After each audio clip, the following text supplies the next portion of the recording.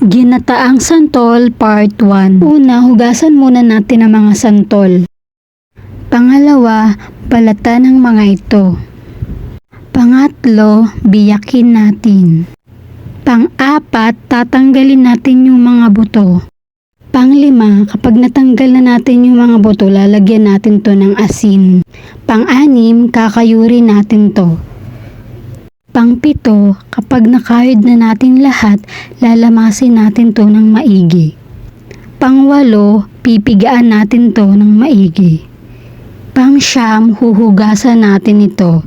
Depende sa inyo guys kung ilang beses nyo siyang Ginataang santol part 2. Ito ang aking mga ingredients. Siling green, labuyo, sibuyas, bawang, baboy at gata.